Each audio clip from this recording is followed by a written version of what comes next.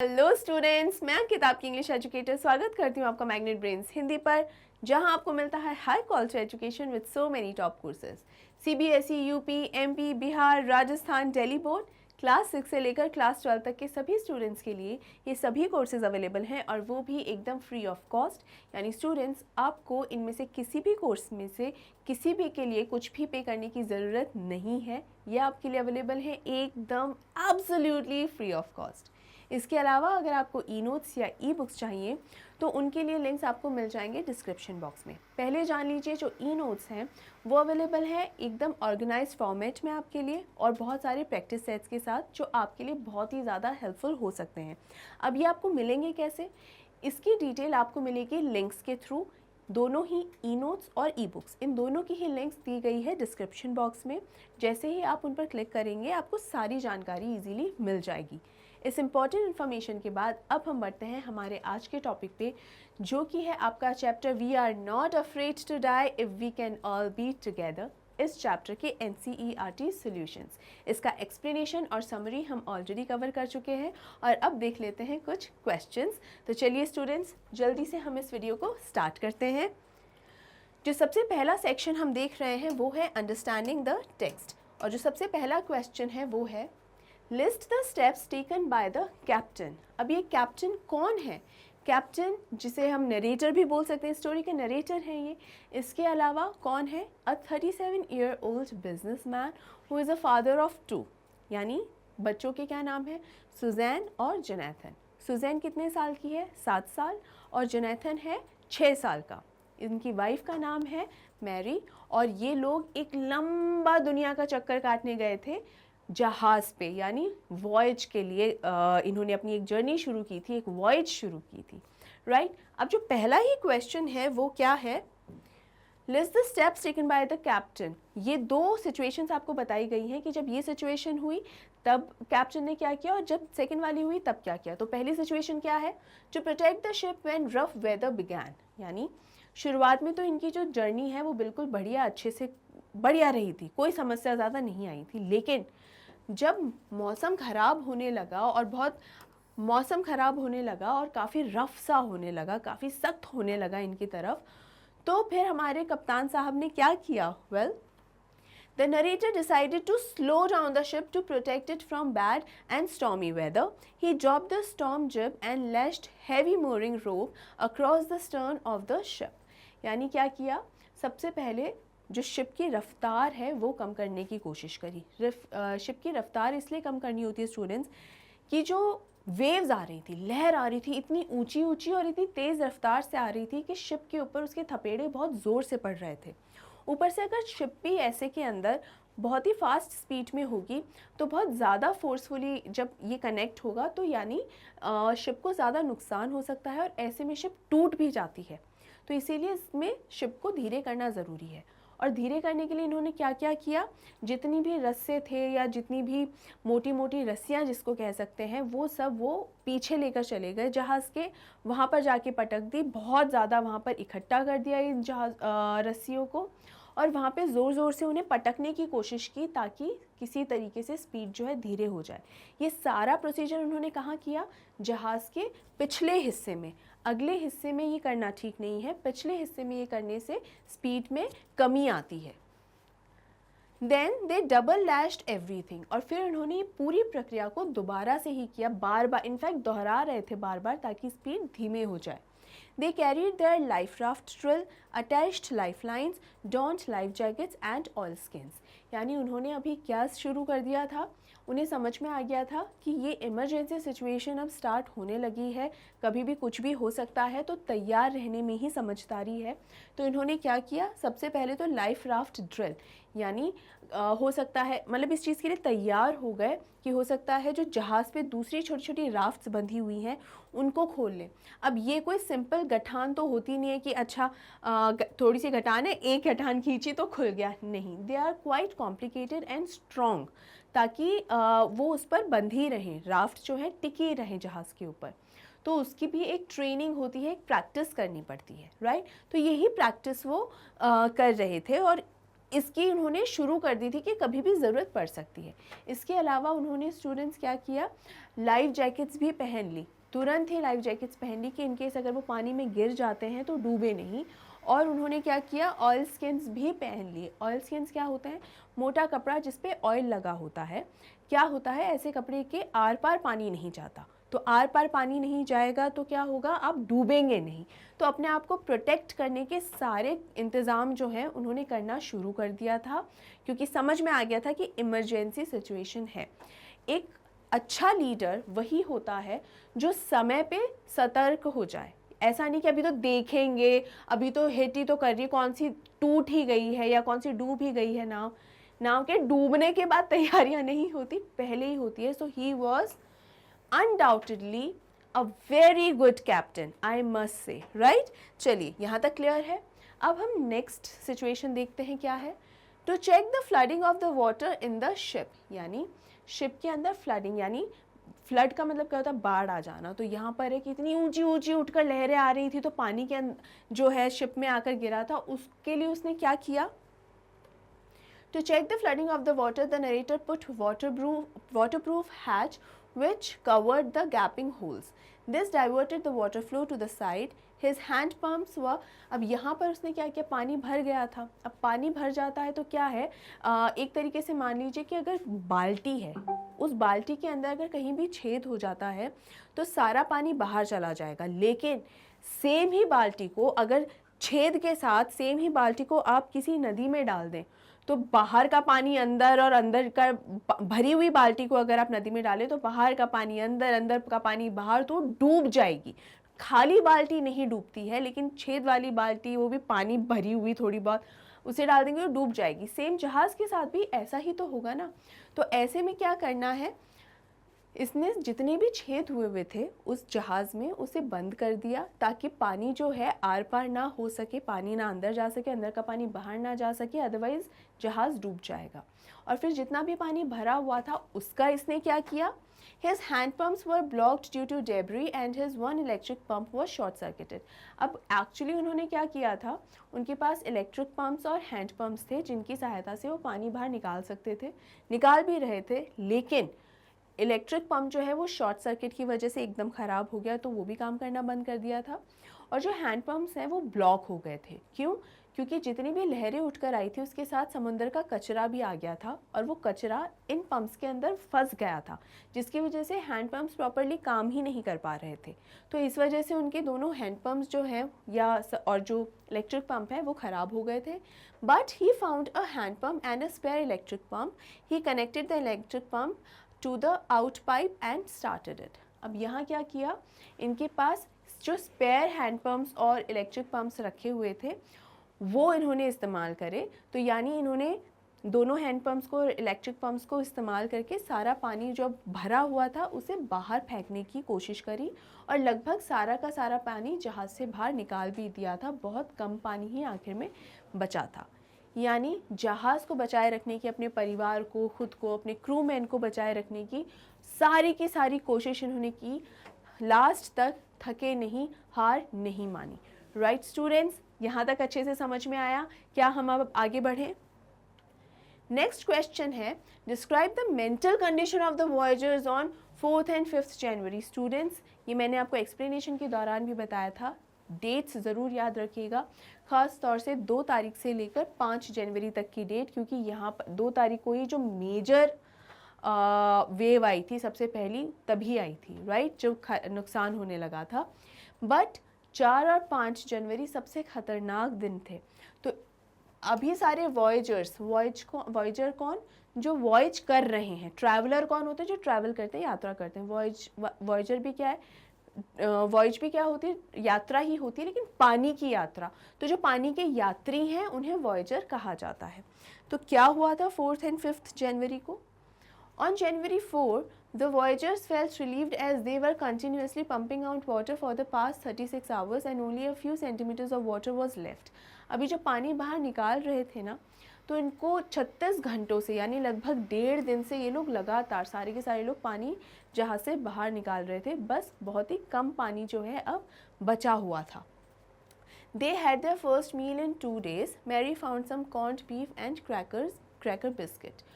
और 2 दिन में ये उनका पहला खाना था, मतलब 2 दिनों से उन्होंने खाना ही नहीं खाया था, अब जाके उन्होंने कुछ खाया और उन्होंने क्रैकर बिस्किट्स और कॉर्न्ड बीफ, ये उनको जो मैरी है उन्हें मिला, वो लेकर आई सबके लिए, सबने यही खाया। लेटर अराउंड 4 PM, मतलब 4 तारीख की ही बात हो रही है, लगभग शाम को 4 बजे के करीब क्या हुआ, the weather changed as black clouds marched towards them. The wind was now 40 knots and the sea was getting higher. 40 knots का क्या मतलब है स्टूडेंट्स? मैंने आपको पहले भी बताया था 1 knot is equals to 1 mile. ये यूनिट की तरह है, जैसे कार्स के लिए हम किलोमीटर्स इस्तेमाल करते हैं 50 किलोमीटर पर आवर, उसी तरीके से शिप के लिए या फिर प्लेन्स के लिए नॉट्स, ये यूनिट इस्तेमाल होती है। तो 40 नॉट्स का मतलब हो गया 40 माइल्स। तो यहाँ पर देखिए जो शाम तक होते होते जो मौसम है फिर से ख़राब होने लगा, काले बादल फिर से छाने लगे, उनकी तरफ बढ़ने लगे और जो हवाएं हैं 40 नॉट्स के स्पीड से बह रही थी और फिर से जो सी है वो हायर हो रहा था। सी हायर होने का मतलब है कि फिर से लहरों की उछाल आने लगी थी वापस समंदर में। The weather got worse and by the early morning of January 5 the situation was bad. और शाम ढलते तक जैसे जैसे और अंधेरा होता गया वैसे वैसे मौसम और ज़्यादा ख़राब होता चला गया और 5 तारीख को सुबह सिचुएशन बहुत ही ज़्यादा ख़राब हो गई थी। This gave them mental stress. अब ये पूरी स्टोरी है तो इनका जो मेंटल स्टेटस था वो ऐसा था कि वो लोग बहुत ही स्ट्रेस्ड थे, उनको मालूम ही नहीं कि वो क्या करें क्या ना करें। 1.5 दिन से वो लगातार पानी बाहर निकाल रहे थे, 2 दिनों में उन्होंने एक बार ही बस कुछ थोड़ा बहुत खाया था, तो मतलब उनकी एनर्जी एकदम ख़त्म हो चुकी थी, बीमार से सब हो गए थे, इंजर्ड भी थे, चोट भी आई थी उनको, तो मानसिक संतुलन ही उनका थोड़ा सा हिला हुआ था। मानसिक संतुलन से कहने उनको टेंशन थी। मेंटल स्टेटस तो उनका एकदम बैलेंस्ड था, बिल्कुल भी ऐसा सच नहीं था कि कोई भी मिसबिहेव कर रहा हो या पागलों की तरह बिहेव कर रहा हो, ऐसा कोई नहीं था। इनफैक्ट सब लोग बहुत ही स्टेबल थे ऐसे में भी। इनफैक्ट जो बच्चे थे वो भी स्टेबल, काफ़ी स्टेबल थे, बिल्कुल भी रोना धोना नहीं मचा रहे थे, ऐसा कुछ भी नहीं। राइट स्टूडेंट्स, तो आई होप यहाँ तक आपको अच्छे से ये क्लियर है। Now next question is describe the shifts in the narration of the events as indicated in the 3 sections of the text. Give a subtitle to each section. अब यहाँ पर क्या है, आपको 3 sections जो हैं इस चैप्टर के वो उस तरीके से आपको बताना है, तीनों sections, और हर section के लिए आपको एक subtitle देना है। राइट, समझ में आया क्वेश्चन? क्वेश्चन ईजी भी है और इंटरेस्टिंग भी है, तो इसका आंसर हम चेक कर लेते हैं। जो सबसे पहला सेक्शन है स्टूडेंट्स, द फर्स्ट सेक्शन, उसका टाइटल हम रख सकते हैं beginning of the round the voyage, यानी शुरुआत ही तो हुई थी ना फर्स्ट सेक्शन में, एक शुरुआत ही की थी इस जर्नी की, इस वॉयज की, कि किस तरीके से जो ये 37 ईयर ओल्ड बिजनेसमैन है और इसकी जो वाइफ है मैरी, वो कैप्टन जेम्स कुक से प्रभावित थे, क्योंकि कैप्टन जेम्स कुक ने भी करीब 200 साल पहले दुनिया का एक लंबा चक्कर काटा था, ये ऐसी ही एक समुद्री यात्रा द्वारा। राइट, तो ये लोग उनसे प्रभावित थे, प्रैक्टिस कर रहे थे, ट्रेनिंग कर रहे थे, अपनी स्किल्स को इम्प्रोवाइज कर रहे थे ताकि वो भी ऐसी यात्रा पर जा सकें। The first section was cheerful and full of hope as the family began their planned voyage, just like the one done 200 years ago by the famous captain James Cook। यानी बहुत ज़्यादा एक्साइटेड थे कि हम भी यात्रा पर जाएंगे जैसे कैप्टन जेम्स कुक गए थे, हम भी एक जो पानी का जो ये रास्ता है, ये जो वॉयज है, इसको कंप्लीट करेंगे। तो लोग बहुत खुश थे और अच्छी प्रॉपर तरीके से प्लानिंग करी, प्रॉपर तरीके से कि किस तरीके से उन्हें स्किल्स इम्प्रोवाइज़ करनी चाहिए, जो बोट है उसको भी ये सुधार रहे थे, टेस्ट कर रहे थे बार बार कि कितने रफ़ वातावरण में, कितने रफ़ टेम्परेचर में भी, या कितने रफ़ वेदर में, मौसम में ये सह सकती है ये जो बोट है। They had perfected their seafaring skills. Seafaring skills क्या होती है? यही समुद्री यात्रा जो होती है उसके दौरान जितनी भी स्किल्स की आवश्यकता पड़ती है उन्हें इम्प्रोवाइज़ करना। फॉर 16 ईयर्स, और 16 सालों से उनकी ये प्रैक्टिस चल रही थी। They built a ship, Wave Walker, professionally, which was a 23 meters long, 30 tons wooden hull ship. अब यहाँ पर उन्होंने एक 23 मीटर लंबी एक शिप बनाई जिसका नाम है वेव वॉकर स्टूडेंट्स, कई बार एमसीक्यू जैसे क्वेश्चंस में या एक्सट्रैक्ट बेस्ड क्वेश्चंस के हिसाब से भी पूछ लिया जाता है, तो वेव वॉकर ये नाम याद रखिएगा शिप का। तो यहाँ पर ये कि उन्होंने जो है बहुत ही अच्छे तरीके से जो है इस शिप को बनाया था और उसको कई बार टेस्ट भी किया था कि कहीं ये इतनी कमज़ोर ना हो, क्योंकि ऐसा थोड़ी है कि आसपास की एक छोटी सी नदी के अंदर घूम कर आना है, शाम को घूमने चलेंगे, थोड़ी बोटिंग भी कर आएंगे, नहीं, ऐसा नहीं था। इनफैक्ट वो काफ़ी लंबे टाइम के लिए उनको एक बोट भी चाहिए थी और लंबे टाइम के लिए, और कैसा मौसम हो समुद्र में मालूम नहीं है, तो ये इस वजह से उन्होंने बहुत ज़्यादा ध्यान दिया था। They celebrated Christmas on the ship despite the bad weather. अब यहाँ फर्स्ट सेक्शन में ही आखिर में क्या हुआ था, किस नोट पर एंड हो रहा था ये, कि क्रिसमस भी उन्होंने शिप पर ही सेलिब्रेट किया था। अब शुरुआती जो सफ़र था इनका शिप का बहुत अच्छा था, काफ़ी आराम से बीत गया, बट धीरे धीरे ये जो सफ़र है थोड़ा सा मुश्किलें अब शुरुआत हो गई थी। तो इन्हें लगा था ठीक हो ही जाएगा, लेकिन हुआ नहीं था। हालांकि ख़राब था मौसम सब है, लेकिन उन्होंने 25 दिसंबर जो है यानी क्रिसमस डे बहुत ही बढ़िया तरीके से अच्छे से शिप के ऊपर सेलिब्रेट किया था। फिर जो सेकंड सेक्शन शुरू हुआ उसका टाइटल हम रख सकते हैं the struggle with the big attack, यानी पहला जो हमला हुआ था, ये हमला किसने किया था, किसी दुश्मन सेना ने नहीं किया था, बल्कि समंदर ने किया था। किस तरीके से, जो लहरें थी ऊंची ऊंची लंबी लंबी लहरें उठ रही थी, बहुत ही खतरनाक, और उसके जो ज़ोरदार थपेड़े लग रहे थे बोट पर, वो बहुत ही ज़्यादा खतरनाक था। तो देखिए, this section change from cheerful to intense, एकदम जो हंसी खुशी का जो माहौल था फुल गंभीर हो गया, एकदम इंटेंस हो गया, बहुत ज़्यादा सीरियस हो गया, right. The family was under great pressure to survive the oncoming waves and bad weather conditions. और यहाँ पर जो पूरा परिवार है, इनफैक्ट अभी तक 2 क्रू मेंबर भी आ चुके थे यहाँ पर, लैरी एंड हर्ब, वो दोनों, ये 6 के 6 लोग जो हैं वो इनसे जूझ रहे थे, जो ये वेव्स आ रही हैं और पानी से, समंदर से जूझ रहे थे। A giant wave created chaos and the ship was about to overturn. The narrator was thrown off into the water and he almost drowned and get injured. अब यहाँ क्या हुआ, इतनी बड़ी जायंट वेव का मतलब है एक बहुत ही बड़ी वेव जो है, लहर जो है वो आई और इतनी ऊंची थी कि उसने पूरे के पूरे जहाज़ को ही पलट दिया। तो पलट दिया मतलब पूरा उल्टा नहीं हुआ था, टेढ़ा हो गया था, और ऐसी हालत हो गई थी कि अगर थोड़ा सा फोर्स और लग गया तो हो सकता है पूरा पलट जाए। इतना तेज़ फोर्स था कि जो हमारा कैप्टन है, या नरेटर भी कह सकते हैं, वो भी ज़ख्मी हो गया। इनफैक्ट सभी लोगों को कहीं ना कहीं चोट आई थी, लेकिन जो कैप्टन है वो भी काफ़ी ज़ख्मी हो गया था। इतने में ही ऑपोजिट डायरेक्शन से एक और वेव आई थी, जिसकी वजह से वो सीधी भी हो गई थी बोट, लेकिन अभी तक इतना ज़्यादा सिचुएशन ख़राब हो गई थी कि नरेटर जो है, कैप्टन जो है, वो लगभग डूब गया था और उसे 1 सेकंड के लिए लगा कि वो शायद मर ही रहा है, अब नहीं बचेगा, लगभग मर ही चुका है। Along with 2 hired crewmen, the narrator pumped out the water from the ship for a continuous 36 hours. He also tried repairing the parts of the ship. अब यहाँ पर क्या है, एक दूसरी तरफ से भी लहर आ गई थी जिसके फोर्स की वजह से जो शिप सीधी हो गई। तो कहीं ना कहीं लकी रहे ये लोग, लेकिन बुरी तरह सब घायल हो चुके थे। जो क्रूमैन हैं उनके साथ मिलके सभी लोगों ने, जो पानी भर गया था शिप के अंदर, उस पानी को बाहर निकालने की कोशिश की। लगातार 36 घंटों तक जूझ रहे थे पानी को बाहर निकालने के लिए, कुछ खाया पिया नहीं था। जहाँ जहाँ भी बोट में छेद हो गए थे उन छेदों को भी रिपेयर करने की कोशिश की थी कैप्टन ने, ताकि पानी अंदर ना आए, right. He almost lost his hope and believed they would die, but his children were fearless and courageous enough, which gave him the determination to fight back. इतनी खतरनाक और जोखिम भरा माहौल हो रखा था, इतना खतरनाक माहौल था, ऑलमोस्ट जहाँ नरेटर को लगा था कि वो मर चुका है।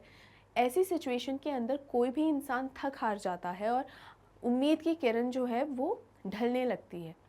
यहाँ पे जो नरेटर के बच्चे हैं, ये जो कैप्टन के बच्चे हैं, कौन, सुजैन एंड जोनाथन, जिन्हें प्यार से इस चैप्टर में सू और जॉन कहा जा रहा है, दोनों ने ही कुछ ऐसी बातें कहीं, कुछ ऐसे बात बोले अपने पापा से, अपने डैड से, कि जो एक खोई हुई उम्मीद थी वो फिर से उसमें जाग उठी। जो सुजैन है, जो 7 साल की है, उसे सर पे चोट आ गई थी, लेकिन उस चोट में भी उसने अपने आप पर ध्यान ना देते हुए अपने फादर से कोई शिकायत नहीं की, कोई रोना धोना नहीं मचाया, क्योंकि वो इतनी अंडरस्टैंडिंग थी, क्योंकि उसने जब बताया नहीं, उसको बहुत जगह चोट लग गई थी और छोटी सी बच्ची है, 7 साल की ही है। तो जब उससे पूछा गया कि तुमने बताया क्यों नहीं, तो उसने यही कहा कि उस समय हम सबका बचना ही ज़रूरी था, उस समय आपके लिए ज़रूरी था और चीज़ें ज़्यादा ज़रूरी थी, क्योंकि वो देख रही थी कि उसके जो पापा हैं, उसकी जो मम्मी है, बाकी के दोनों जो क्रू मेंबर्स भी हैं, वो किस तरीके से 36 घंटों से लगातार पानी बाहर निकाल कर फेंक रहे हैं, कितनी समस्याओं से जूझ रहे हैं, लड़ रहे हैं, और समंदर जो उनको खूब हमले पर हमले कर रहा है, लहरों पे लहरें उछाल के फेंक रहा है, उससे लड़ रहे हैं। तो जब वो ये देख रही है तो कहती है कि मैं आप देख पा रही थी आपको कि आपके लिए उस समय दूसरी चीज़ें करना ज़्यादा ज़रूरी था। अगर आप मुझ में ही उलझ जाते कि मुझे चोट लग गई है और आप उसका ध्यान रखने लग जाते, तो शायद आप हमको बचा नहीं पाते। तो यहाँ पर इतनी बड़ी बात कही और एक भरोसा दिखाया अपने पिता में कि मुझे यकीन था आप हमें बचा लोगे। ये एक भरोसा दिखाया, ये संवाद नहीं कहे, लेकिन जो बातें उसने कही उससे यही निकल कर आती है मीनिंग कि कितना ट्रस्ट करती है सुज़ैन अपने पिता पर। इसके बाद एक और सिचुएशन जब हुई तो जो जॉन है, जोनाथन, उसने अपने पिता से कहा, जो सिर्फ 6 साल का है, उसने अपने पिता से ये कहा कि मुझे मरने से तो कोई डर लगता ही नहीं पापा, अगर हम सब साथ हैं। बहुत ही मासूमियत में उसने कहा कि अगर हम सब साथ हैं तो फिर मरने का क्या डर है।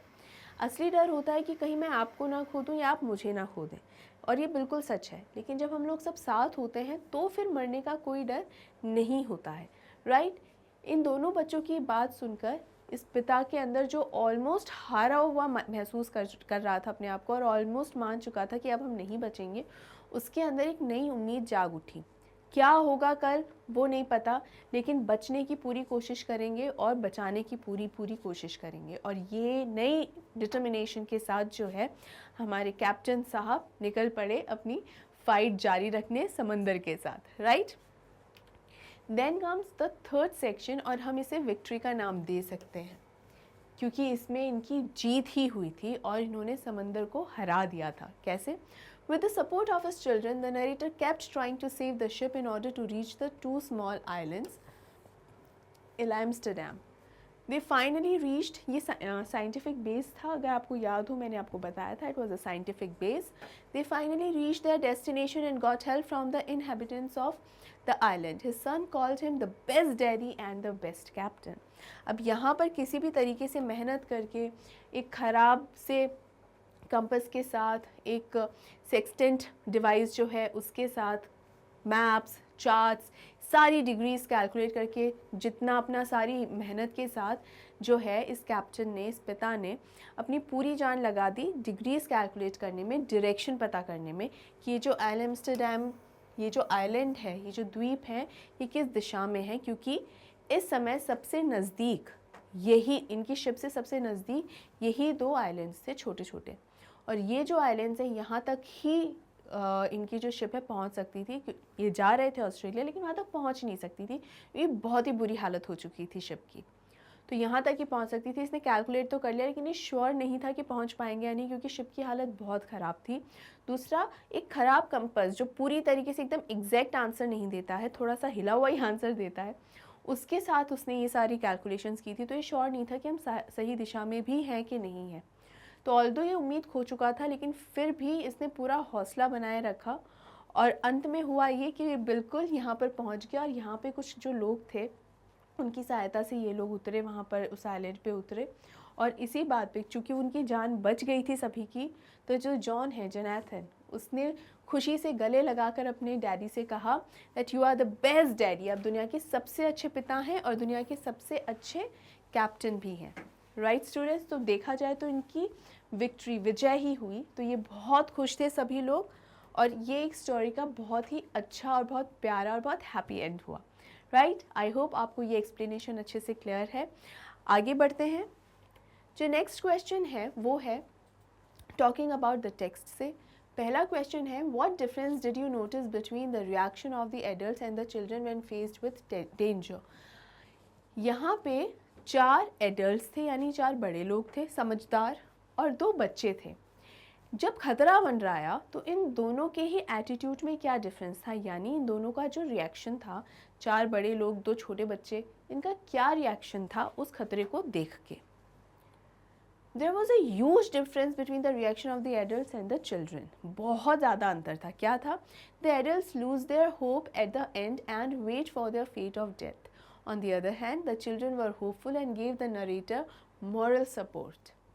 अब यहाँ पर जितने भी बड़े लोग थे ना, दोनों क्रू मेंबर हों चाहे हस्बैंड वाइफ हों, ये चारों के चारों उम्मीद खो बैठे थे कि शायद अब नहीं बचेंगे, क्योंकि उनको रियलिटी नज़र आ रही थी। उनको सामने समझ में आ रहा था कि इस समंदर से कैसे बचा जाए, कहाँ जा रहे हैं, किस डायरेक्शन में जा रहे हैं, सारे डिवाइसेस ख़राब हो चुके हैं, पता भी कैसे लगाएं कि हम समंदर में, इतने बड़े समंदर में कहाँ पर एग्जैक्टली हैं, कहाँ जाना है। मे डे कॉल्स का भी कोई जवाब नहीं आ रहा था।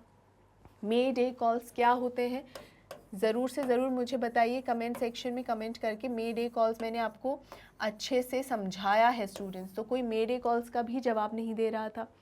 तो ये लोग इतने परेशान हो गए थे कि अब करें तो करें क्या, राइट? तो क्या करें, कहाँ जाएं, कुछ समझ में नहीं आ रहा था। सब एकदम होपलेस हो चुके थे कि अब तो कुछ नहीं होना, अब तो मरना ही है।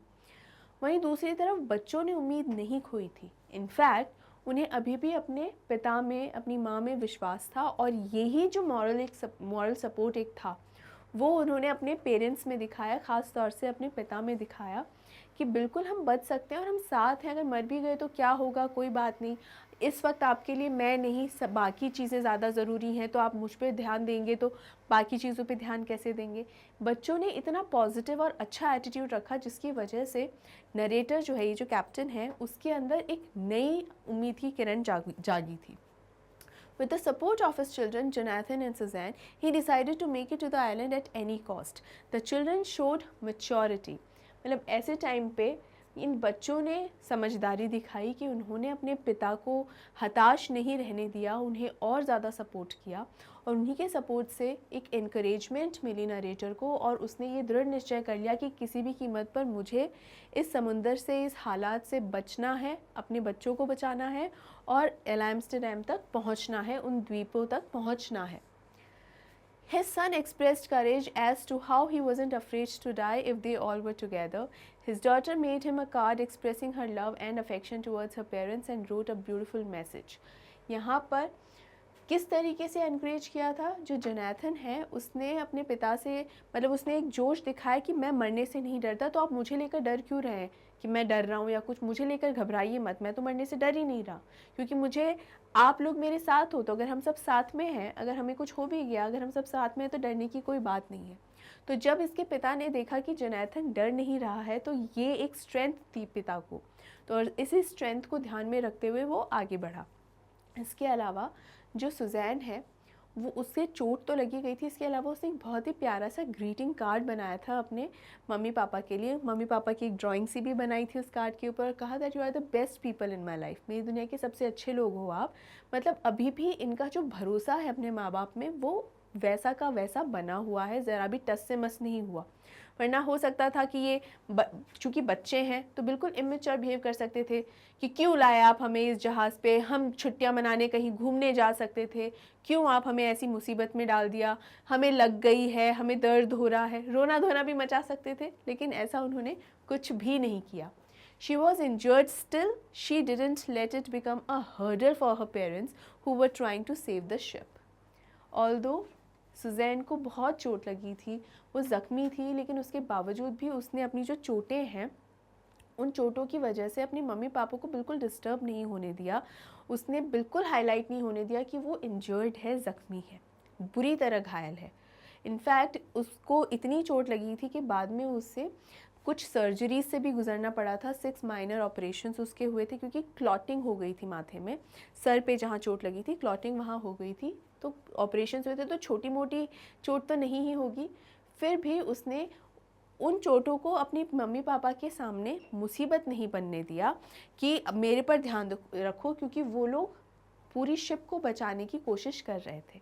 राइट स्टूडेंट्स, आई होप आपको यहाँ तक अच्छे से समझ में आ गया है और अच्छे से क्लियर है।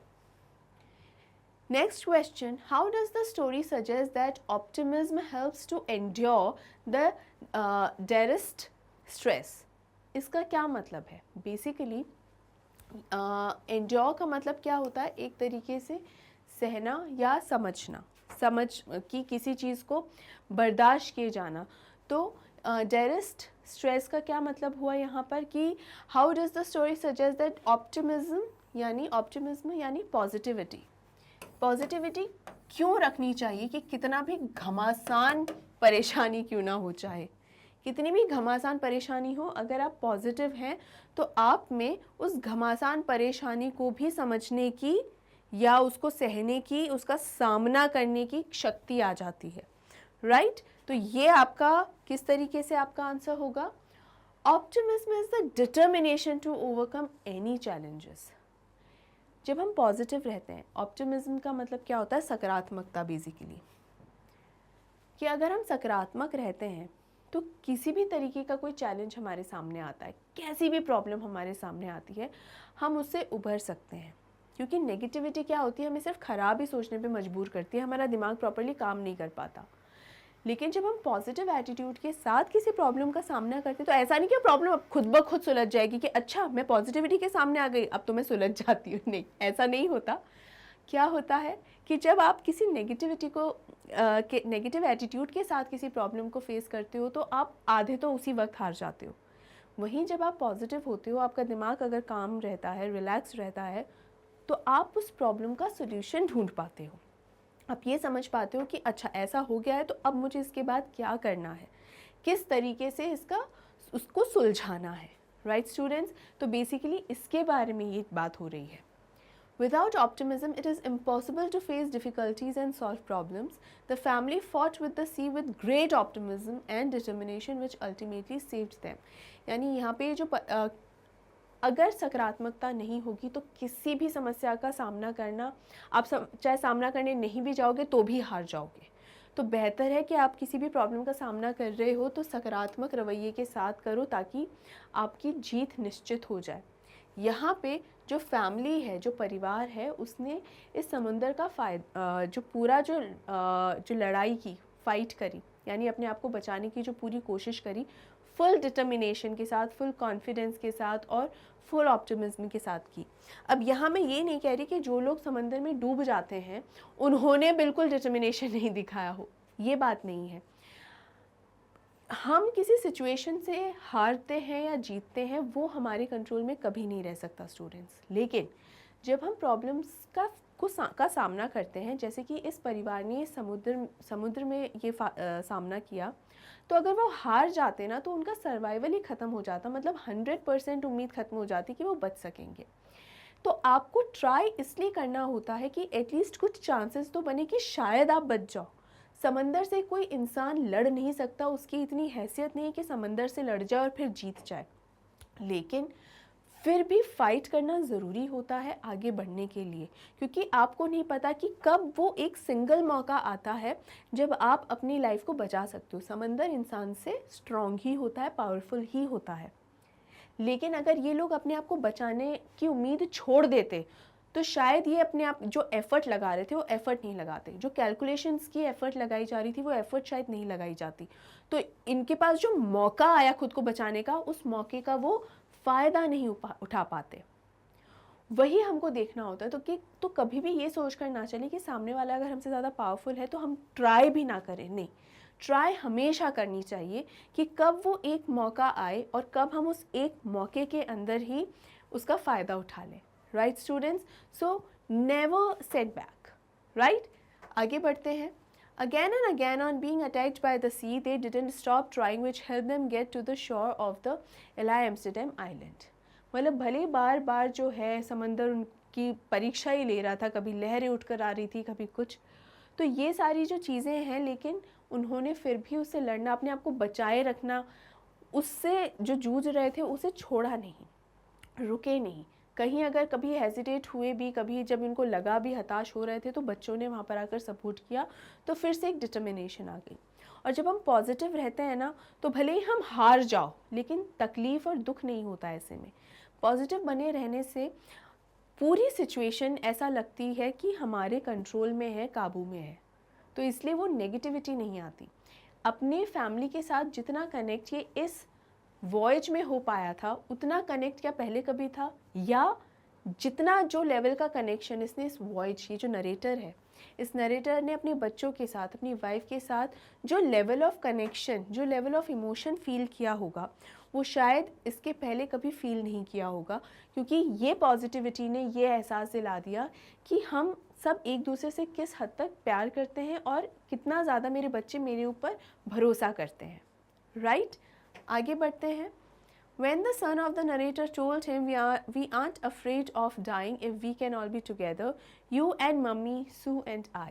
जब ये वाली बात कही थी तो ये सबसे बड़ा डिटर्मिनेशन, सबसे बड़ा encouragement था, सबसे बड़ा encouragement था इसके लिए, नरेटर के लिए, कि जब हम चारों साथ हैं तो हमें डरने की कहीं कोई बात है ही नहीं।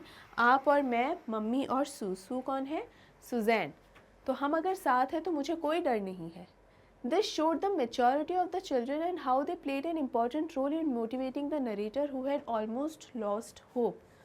मतलब जिस मौके पे, जिस समय पे इस नरेटर ने लगभग पूरी उम्मीद खो दी थी, एकदम उम्मीद की कोई किरण, कोई होप ही नहीं बची थी कि अब तो शायद नहीं बच पाएंगे, उस टाइम पे इतनी बड़ी बात एक 6 साल के बच्चे ने कही और उसे, नरेटर को फिर से एक नई उम्मीद के साथ भर दिया कि नहीं, मैं कोशिश करूँगा। तो कहीं कहा जाता है ना कि कोशिश करने वालों की कभी हार नहीं होती। ये सच है स्टूडेंट्स, कभी कोशिश करने वालों की हार नहीं होती है, बशर्ते आपकी कोशिश सही दिशा में होनी चाहिए। Right? Sue, his daughter, who made him a card, showed how she was proud of her parents and didn't make a big deal of her injuries, which were in a bad condition. जो greeting card Suzanne ने बनाया था अपने parents के लिए, वो card भी बहुत ही इमोशनल इन लोगों को लगा, बहुत ही ज़्यादा एक इमोशनल अटैचमेंट फील हुआ कि कितना वो भरोसा करती है अपने पेरेंट्स पर और किस हद तक उसके पेरेंट्स उसके लिए इम्पॉर्टेंट है। उसने अपनी जो इंजरीज़ है उसको बहुत बिग डील नहीं बनाया, इसका मतलब बहुत ज़्यादा अपनी इंजरीज़ पर ध्यान ना दिलाते हुए कि देखो मैं कितनी चोटिल हो गई हूँ, कितनी ज़ख्मी हूँ, घायल हूँ, ये सब ना करते हुए उसने इस सिचुएशन को, सिर्फ 7 साल की थी वो, और उसने ये समझा कि इस समय में, इस मौके पे ज़्यादा ज़रूरी क्या है। तो यहाँ पर छोटे बच्चों ने भी इतनी उम्मीद बनाए रखी और अपने पिता में, अपने पेरेंट्स में भरोसा जगाए रखा। With the struggles and efforts, they finally made it to their destination. और इन सभी उम्मीदों से, इन सभी स्ट्रगल्स से, ये जो मेहनत उन्होंने की, जो इतनी ज़्यादा जद्दोजहद चली और जो इतना ज़्यादा उन्होंने एक अगेन ऑप्टिमिज्म बनाए रखा, एक दूसरे पे ट्रस्ट बनाए रखा, उसका आखिर में रिज़ल्ट ये निकला कि वो चारों के चारों, और जो लैरी और हर्ब है जो कि क्रू मेंबर हैं, वो भी सारे के सारे एकदम सही सलामत अपनी डेस्टिनेशन पर पहुंच गए। ये डेस्टिनेशन बेसिकली कौन सी है? इलाय एम्स्टर्डम जो आइलैंड है, वहाँ पे ये पहुँचे और ज़िंदा बचे। और इस जर्नी से ये भी पता चला कि ये एक दूसरे पर कितना ट्रस्ट करते हैं और इनका रिलेशन और स्ट्रॉन्ग हो गया। राइट स्टूडेंट्स, आई होप आपको यहाँ तक अच्छे से क्लियर है। अगर कहीं कोई डाउट आ भी रहा है तो उसे पूछना बिल्कुल मत भूलिए, कमेंट ज़रूर कीजिएगा और साथ ही साथ इस वीडियो को लाइक भी कर दीजिएगा और शेयर भी कर दीजिएगा। Right? Next question is, what lesson do we learn from such hazardous experiences when we are face to face with death? ये एक बहुत ही अच्छा और ख़तरनाक क्वेश्चन मैं कह सकती हूँ कि अगर मान लीजिए हमें कभी ऐसी कोई सिचुएशन में हम फंस जाते हैं जहाँ हमें बस एकदम डेथ का ही नज़ारा हो जाए कि अब तो नहीं बचेंगे, डेथ से ही मुलाकात होने वाली हो हमारी, कि अच्छा अब तो मरने वाले ही हैं, तो हमें मतलब बेसिकली इस चैप्टर से क्या सीखने को मिलता है कि अगर कभी हम डेथ के सामने यूँ हो तो हमारा क्या एटीट्यूड होना चाहिए या किस तरीके का एक्सपीरियंस। ये बेसिकली है that what lessons do we learn from such hazardous experience. Right? चलिए, life is never about being happy all the time. We are constantly tested and how we tackle every problem and rise through it is the ultimate lesson. ऐसा कभी नहीं हो सकता, ऐसा कभी भी नहीं हो सकता कि हमेशा लाइफ में खुशियाँ ही खुशियाँ हैं, ऐसा कभी नहीं हो सकता। Life is all about ups and downs, यानी कभी कोई दिन बहुत अच्छा होता है, कभी कोई दिन बहुत ही उदासी भरा होता है, कभी कोई दिन कुछ भी नहीं होता, ना खुशी होता है ना दुख होता है, कुछ भी नहीं, एक जैसा रहता है। तो कभी, लेकिन हमारे जो भी एक्सपीरियंसेस होते हैं उस एक्सपीरियंसेस का हम क्या रिज़ल्ट कर देते हैं, मतलब अगर हमारे साथ कोई बुरा एक्सपीरियंस हुआ है तो उस बुरे एक्सपीरियंस में ऑफ कोर्स दुख होगा, दिल टूटता है, ख़राब होता है, दिमाग भी ख़राब हो जाता है, गुस्सा भी आता है, कभी जिस तरीके का ख़राब एक्सपीरियंस है उस अकॉर्डिंग बोल रही हूँ। लेकिन वो जो बुरा लगना है वो कुछ समय के लिए लगना चाहिए। ऐसा नहीं कि उम्र भर उस गम में ही डूबे रहें, नहीं। आप अपने एक्सपीरियंस से क्या सीखते हैं और आप अपने एक्सपीरियंस को किस तरीके से इस्तेमाल करते हैं, आपने अपने एक्सपीरियंस से क्या सीखा, वही मेन लेसन होता है, वही मुख्य बात होती है। मुख्य चीज़ वही है कि आपके साथ जो एक्सपीरियंस हुआ उससे आपने क्या सीखा। सच hazardous situations teach us how we should react towards them। और ऐसी जब सिचुएशंस होती है तो हमें यही दिमाग में रखना चाहिए और यही सीखना चाहिए कि उस सिचुएशन से हमने सीखा क्या, क्योंकि हमें नहीं पता कि कब कौन सी सिचुएशन सामने आ जाए, कब कैसी परिस्थिति में हम घिर जाएं। सब कुछ सही चल रहा है और अचानक से कुछ ऐसा हो जाए जिसकी हमने उम्मीद ही नहीं की थी। तो हमेशा हमें यही ध्यान में रखना है कि हर एक समस्या का समाधान ढूंढने की कोशिश करें, और उस समस्या को जब हम फेस कर रहे हों तो हम इस तरीके से उसे फेस करें कि हम एक आंसर की कोशिश कर रहे हैं, हम उसे सुलझाने की कोशिश कर रहे हैं। उसमें उसके आगे हथियार नहीं डालने होते हैं स्टूडेंट्स, राइट। उसका मुकाबला करना होता है और उससे जीत कर पार निकलना होता है, right. We must never lose hope and keep trying as it will lead to success. हमें लगातार मेहनत करनी चाहिए, लगातार कोशिश करनी चाहिए। कितनी भी परेशानियां आएँ, कितनी भी विफलताएं हों, लेकिन फिर भी हमें लगातार कोशिश करते रहने चाहिए। एंड डेफिनेटली एक पॉइंट ऐसा आएगा जहां हमें हमारी मनचाही सक्सेस ज़रूर मिलेगी। In certain situations one must keep calm and think logically. अब क्या होता है, कई बार हमारे सामने ऐसी परिस्थिति आ जाती है कि हम हमारा पेशेंस खो देते हैं, कामनेस खो देते हैं और एकदम गुस्से में आके धड़ाधम कई बार कुछ बोल देते हैं, राइट। सोचते ही नहीं है, लेकिन बाद में हमें रिग्रेट होता है। खैर यहाँ पर तो सिर्फ बोलचाल वाली बात नहीं है, यहाँ पर बहुत सारी चीज़ें हैं कि कई बार हम बहुत इम्पल्सिव डिसीजंस ले लेते हैं, यानी गुस्से में आके जोश में बहुत सारे डिसीजंस ले लेते हैं ऐसे, जिसका बाद में चल के हमको पछतावा होता है कि क्यों ये डिसीजन लिया, काश ऐसा तब मैंने नहीं किया होता। या बाद में जब हम ठंडे दिमाग से सोचते हैं तो कई बार लगता है अरे ऐसे कर लेते तो शायद ठीक रहता, या ये चीज़ हमने इस तरीके से या दूसरे तरीके से की होती तो वो ठीक था। और ये अक्सर होता है।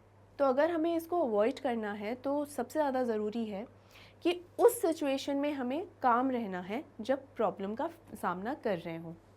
एक चीज़ मैं और बता दूं, हम सोचते हैं कि हम हमेशा खुश रहते हैं तो we are happy people. No, जब प्रॉब्लम आए और अगर तब हम हंस सकें, राइट, तब हम मतलब प्रॉब्लम को ज़्यादा इंपॉर्टेंस नहीं देनी चाहिए, है ना। प्रॉब्लम्स आ रही हैं, कोई मुसीबत आ रही है, हर्डल है, कोई स्ट्रगल है, उसको बहुत ज़्यादा इंपॉर्टेंस नहीं देनी चाहिए, अपने ऊपर हावी नहीं होने देना चाहिए कि अरे इतनी भारी घनघोर समस्या हमारे ऊपर आ गई। इनफैक्ट हमको उसे भाव ना देकर आगे बढ़ना चाहिए कि नहीं, हम बिल्कुल इस प्रॉब्लम से पार निकल जाएंगे। ऐसे थोड़ी हमेशा थोड़ी बनी रहेगी वो प्रॉब्लम। तो ये प्रॉब्लम्स की सबसे अच्छी बात यही होती है कि वो टाइम भी चला जाता है, जो ख़राब टाइम होता है या प्रॉब्लमेटिक टाइम जो होता है वो भी चला जाता है। ज़रूरी है आप थोड़ा सा काम रखें अपने आप को, ताकि आपका दिमाग सही से काम कर सके और आप एक सही डिसीजन ले सकें, राइट स्टूडेंट्स। आगे बढ़ते हैं। No matter how bad the situation is, there is always a way to get out of it. Significance of being extra cautious and making sure that the situation doesn't get worse is required at such moments. यानी हमेशा जो situation होती है चाहे कितनी भी ख़राब हो, लेकिन आपको हमेशा अगर शांति से काम लेंगे तब हमेशा आप कोई ना कोई तरीका ज़रूर निकाल लेंगे उस प्रॉब्लम से बाहर निकलने का। ऐसा है ही नहीं, ऐसी कोई प्रॉब्लम नहीं है जिसका सोल्यूशन नहीं निकल सकता। हाँ, जैसे कोई बीमारियां भी जो होती हैं ना, उनका भी इलाज आता है, भले ही देर से आता है लेकिन कभी ना कभी इलाज ज़रूर आता है। कितनी ही बीमारियां ऐसी थी पहले, मतलब आज भी हैं वो बीमारियां, लेकिन एक समय था जब उनका कोई इलाज नहीं होता था, लोग समझ भी नहीं पाते थे कि क्या हो गया, राइट। लेकिन उन बीमारियों का आज इलाज है। तो ऐसा नहीं है कि इलाज होता नहीं, हाँ कई बार देर से आता है लेकिन इलाज ज़रूर होता है। ज़रूरत है आपको थोड़ा ठंडे दिमाग से सोचने की, ज़रूर से ज़रूर उसका रिज़ल्ट अच्छा आता है। और कभी भी गुस्से में या पेशेंस खो देने से या कामनेस खो देने से अगर आप उस सिचुएशन को हैंडल करेंगे तो सिचुएशन और ख़राब ही हो जाती है।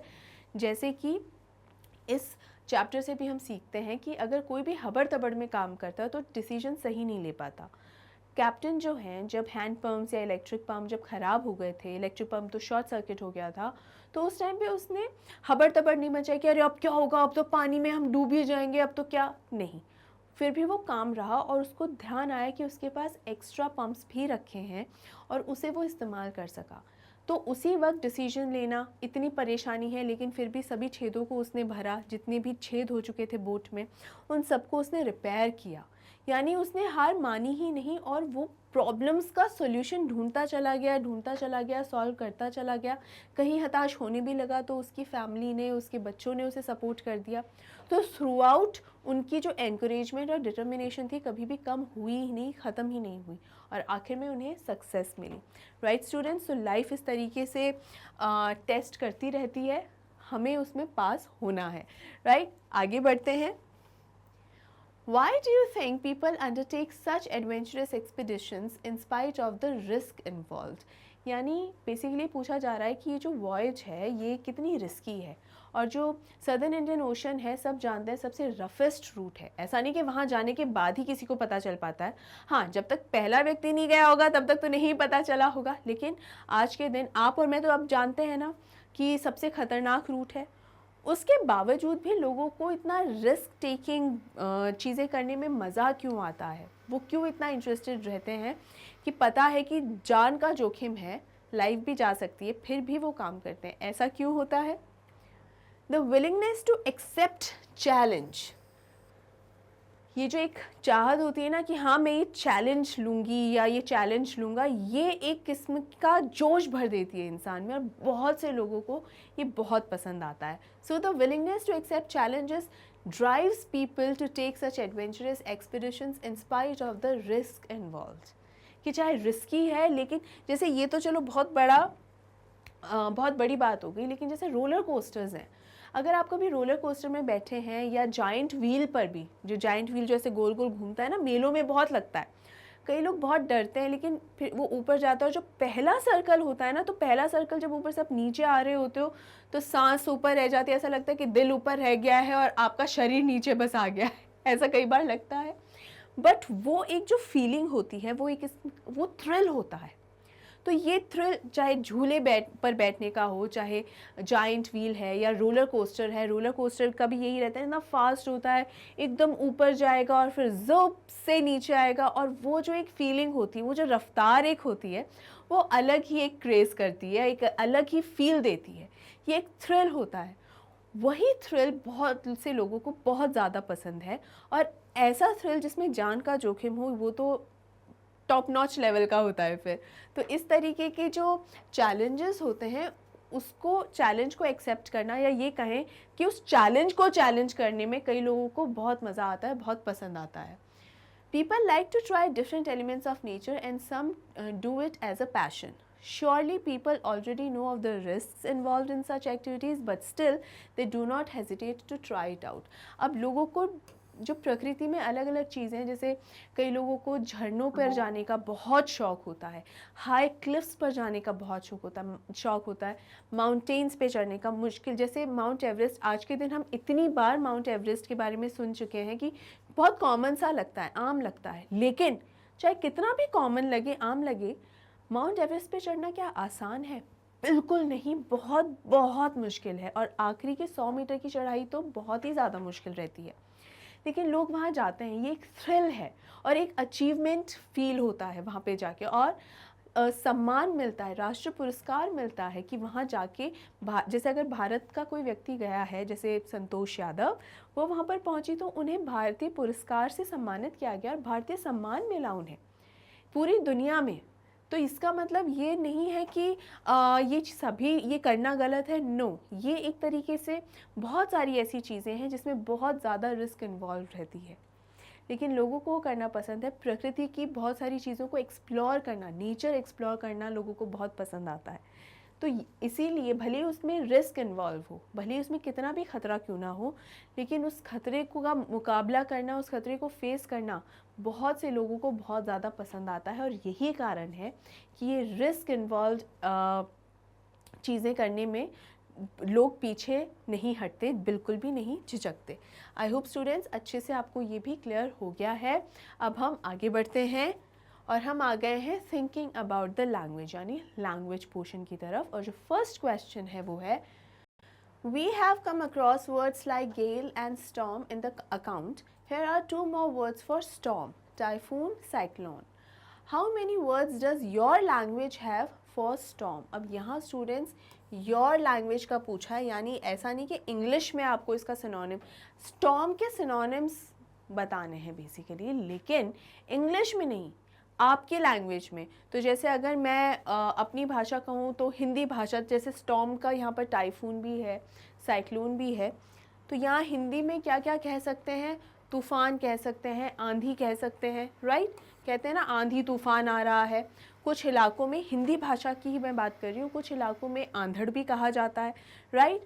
तो यहाँ पर आप भी बताइए कि अगर आपकी जो नेटिव लैंग्वेज है, हिंदी के अलावा अगर कोई दूसरी भाषा है, जैसे अगर बंगाली लेट्स से, या फिर मारवाड़ी भी होती है, मेवाड़ी भी होती है, या बिहारी भी होती है, आपकी नेटिव लैंग्वेज में स्टॉर्म को क्या कहा जाता है, वो आप ज़रूर कमेंट सेक्शन में कमेंट करके बताइएगा। ये इस तरीके से सिनोनिम्स पता करना ये बहुत ही इंटरेस्टिंग होता है, आपकी वोकैबुलरी को भी इन्हेंस करता है, राइट? आगे बढ़ते हैं। नेक्स्ट क्वेश्चन है, here are the terms for different kinds of vessels: yacht, boat, canoe, ship, steamer, schooner. Think of similar terms in your language. यानी वेसल्स बेसिकली बोट जो है ना, बोट्स जो है उनके लिए अलग अलग नाम होते हैं, जैसे एक यॉट होती है, एक कैनोई होती है, इसके अलावा एक कैनन भी होती है, एक तरीके से बिल्कुल सर्कुलर बोट की तरह वो होती है। तो बहुत सारी बोट्स होती हैं, राइट? कनूइंग भी करने जाते हैं, कनूई भी होती है। तो यहाँ बहुत अलग अलग तरीके की, राफ्ट भी होती है। तो आपकी लैंग्वेज में पूछा गया है तो क्या कहा जाता है? जैसे कश्ती, नाव, नौका, नैया भी कहा जाता है, राइट? नैया, जहाज़ are some terms in Hindi, right? तो यहाँ पर क्या क्या आ गया? कश्ती है, नाव है, नौका है, जहाज़ है, जैसे मैंने कहा नैया भी कहा जाता है, नैया। तो ये भी बहुत सारे वर्ड्स हैं, टर्म्स हैं, सिनोनिम्स हैं। आप भी अपनी नेटिव लैंग्वेज में अगर इसको कुछ और कहा जाता है, प्लीज़ उसे ज़रूर मेंशन कीजिएगा कमेंट सेक्शन में, राइट? नेक्स्ट क्वेश्चन है, catamaran is a kind of a boat, मतलब एक तरीके की बोट होती है। Do you know which Indian language this word is derived from? Check the dictionary. यहाँ बेसिकली आपसे पूछा गया है कि एक भारतीय भाषा है, उस भाषा में एक शब्द है जिससे इंस्पायर होके ये वर्ड बना है। तो ये कौन सी भाषा? तमिलनाडु। तमिल लैंग्वेज जो है, तमिल भाषा जो है, तमिलनाडु से तमिल भाषा जो है कट्टुमरम, उससे ये जो शब्द है बना है। क्या है? कैटामैरन। ये बेसिकली क्या होता है, इसका, इस वर्ड का बेसिकली मतलब क्या होता है स्टूडेंट्स, की जो लकड़ियों के जो लॉग ऑफ वुड होता है, जिसको कहते हैं कि ठुम्बा, लकड़ियों के जो ठुम्बे होते हैं, मोटी मोटी लकड़ियों के, वो नाव का जो शेप होता है, जैसे नाव का शेप ये होता है, राइट? तो इसी शेप के बड़े बड़े जो लकड़ियों के, जो जिसको बलियाँ भी कहा जाता है, तो मोटे ठुम्बे जो होते हैं इसी शेप के, और वो इकट्ठे करके और जब उन्हें बांधा जाता है वो उस तरीके की सी नाव होती है ये। तो bundle of logs, basically bundle सा होता है इनका, तो बंडल को बांध के एक तरीके से नाव का सा रूप दे दिया जाता है, उसे बेसिकली कट्टुमरम कहा जाता है, ठीक है? और उसी से इंस्पायर होके ये वर्ड डेराइव हुआ है कैटामैरन, राइट स्टूडेंट्स? क्लियर है, समझ में आया? आगे बढ़ते हैं, और जो नेक्स्ट क्वेश्चन है, have you heard any boatman's songs? What kind of emotions do these songs usually express? यानी बोटमैन क्या होता है? माझी कह सकते हैं, माझी। तो माझी जो है, उनके क्या गाने आपने सुने हैं? बेसिकली स्टूडेंट्स ये लोक गीतों के अंतर्गत आते हैं, जिन्हें इंग्लिश में कहा जाता है फोक सॉन्ग्स। फोक सॉन्ग्स, वैसे तो हिंदी फिल्म इंडस्ट्री जो है, जिसे बॉलीवुड कहा जाता है, वहाँ पर भी ऐसे बहुत सारे गाने हैं जो बने हैं, लेकिन यहाँ आपसे गाने नहीं पूछे जा रहे कौन से गाने, यहाँ आपसे पूछा जा रहा है कि क्या आपने गाने सुने हैं क्या, और अगर सुने हैं तो कौन से इमोशंस उसके अंदर होते हैं। तो देखिए, yes, such boatman songs express love and nostalgia, मतलब बहुत ही लव उसमें प्रेम पूर्वक गाने होते हैं, ये बहुत ही ज़्यादा लव और इमोशंस की बात होती है इसमें, और नॉस्टैल्जिया होता है, यानी जो थीम होती है इनकी वो होती है कि यादों से भरी हुई, कि अगर आपका कोई लवर है या बिलवड है तो आप उनकी यानी पार्टनर, ठीक है, तो उसके साथ आप मतलब अपना टाइम जो भी आप जब साथ थे तो वो टाइम जब आप याद करते हैं तो दैट इज़ नॉस्टैल्जिया ना, जो बीता हुआ समय जो याद करते हैं। तो आपका जिस भी व्यक्ति के साथ जो आपके पार्टनर थे उनके साथ जब अपना बिताया हुआ समय जब आप याद कर रहे होते हैं तो वो थीम होती है बोटमैन्स या माझी जो होते हैं उनके गानों की, right. They also express the longing to meet the loved ones. इसका मतलब लॉन्गिंग का मतलब यहाँ क्या है, इसका अर्थ है कि उनसे कितना ज़्यादा मिलना चाहते हैं, यानी कि कितनी ज़्यादा याद उनकी आती है, क्योंकि अब उनसे मुलाकात नहीं होती, वो कहीं दूर चले गए हैं या परदेश चले गए हैं। यूजुअली ऐसी थीम होती थी कि आपके जो पार्टनर है शहर में चले गए कमाने के लिए या किसी दूसरे देश यानी विदेश में चले गए हैं, अगेन या तो पढ़ाई करने के लिए या कमाई करने के लिए, तो इस वजह से आपसे दूर हो गए, किसी ना किसी वजह से दूरी आ गई है। तो आप जब उन्हें याद करते हैं और जब आप उनसे मिलना चाहते हैं तो वो याद जो आप करते हो तो वो जो उसे लॉन्गिंग कहा जाता है, वो याद को। तो आप उनसे जो याद, वो थीम होती है जो आप उन्हें याद करते हुए जो गाने गाते हो वो। तो इस तरीके के बहुत सारे गाने हैं, एक जैसे एक गाना है ओ माझी रे, तो ये काफ़ी इमोशनल सॉन्ग है और एक काफ़ी पुराना गाना भी है। ओ माझी रे तेरा मेरा किनारा नदिया की धारा है, ये काफ़ी पुराना गाना है, राइट। आप हो चाहें तो बिल्कुल देखिएगा। इसके अलावा अगर कोई फोक गाने आपको, लोकगीत जो है बोटमैन के, आपको भी कोई गाने इस तरीके से याद है तो आप बिल्कुल कमेंट सेक्शन पे बताइएगा, क्योंकि these songs are full of emotions. ये जो गाने होते हैं भरपूर भावनाओं से भरे हुए होते हैं और ख़ास तौर से यही एक याद वाली भावना होती है। They are not that happy songs, बहुत ज़्यादा खुशी या चेयरफुलनेस नहीं होती है इनमें, बेसिकली याद होती है या किसी से बिछड़ गए हैं। यूजुअली जो विदाई के भी जो सॉन्ग्स होते हैं तो पहले जो स्पेशली तमिलनाडु साइड में, क्योंकि वहाँ पर नाव से ही एक से दूसरी जगह जाया जाता है, यूजुअली जो गांव होता है एक से दूसरे गांव जाते हैं तो बाय रिवर बाय बोट जाते हैं, तब भी वो विदाई का भी अगर कोई सीन हो रहा होता है तो ऐसा होता है ना, जो बेटी है अपने मायके से अब दूर जा रही है तो ये विदाई हो गई, तो यानी दूरी आना, डिस्टेंस आना। तो इस तरीके की थीम्स होती हैं कि जहाँ बिछड़ रहे हैं और याद आ रही है basically, right. I hope students आपको अच्छे से क्लियर है, अच्छे से एनसीईआरटी जो क्वेश्चंस हैं, जो सॉल्यूशंस हैं, सब अच्छे से समझ में आ रहा है। और इसी के साथ हमारा ये एनसीईआरटी सॉल्यूशंस का वीडियो यहाँ एंड होता है। कैसा लगा ये वीडियो मुझे कमेंट करके बताइएगा। Specially thinking about the language जो है उसमें काफ़ी इंटरेस्टिंग क्वेश्चंस थे। आप वो जो क्वेश्चंस हैं आपकी लैंग्वेज में उन सभी वर्ड्स के जो सिनोनिम्स हैं वो लिखना मत भूलिएगा। अगर कहीं कोई डाउट रह गया है तो वो पूछना मत भूलिएगा। वीडियो को लाइक करना मत भूलिएगा, शेयर करना मत भूलिएगा और मैग्नेट ब्रेन्स हिंदी चैनल को सब्सक्राइब करना तो बिल्कुल भी मत भूलिएगा, क्योंकि यहाँ आपको मिल रहे हैं ये सभी के सभी टॉप कोर्सेज क्लास 6 से क्लास 12 तक के स्टूडेंट्स के लिए, वो भी एकदम फ्री ऑफ कॉस्ट। यानी स्टूडेंट्स आपको इनके लिए कुछ भी पे करने की ज़रूरत नहीं है। इसके अलावा अगर आपको ई बुक्स या ई नोट्स चाहिए तो स्टूडेंट्स ई नोट्स जो हैं वो अवेलेबल हैं ऑर्गेनाइज्ड फॉर्मेट में with so many practice sets, आपके लिए बहुत फ़ायदेमंद साबित हो सकते हैं। और ये आपको मिलेंगे कैसे? ई बुक्स और ई नोट्स दोनों के लिए ही लिंक्स जो हैं डिस्क्रिप्शन बॉक्स में दिए गए हैं, उन लिंक्स पर क्लिक कीजिए ताकि आपको इन दोनों से रिलेटेड सारी की सारी जानकारी आसानी से मिल जाए। अगर आपको चैनल से जुड़ी हुई लेटेस्ट अपडेट्स चाहिए तो आप हमें फॉलो करें इंस्टाग्राम, टेलीग्राम, फेसबुक और ट्विटर पे, आपको सभी लेटेस्ट अपडेट्स मिल जाएंगी। आखिर में फिर से याद दिला दूं, डाउट पूछना मत भूलिए, अपनी नेटिव लैंग्वेज में वो वर्ड्स के सिनोनिम्स लिखना मत भूलिए। वीडियो को लाइक करें, शेयर करें, ज़्यादा से ज़्यादा शेयर कीजिएगा ताकि बाकी स्टूडेंट्स का भी फ़ायदा हो सके स्टूडेंट्स। और आखिर में सबसे ज़रूरी बात, अपना ध्यान रखिए। मिलते हैं अगले वीडियो में। Bye bye and take care.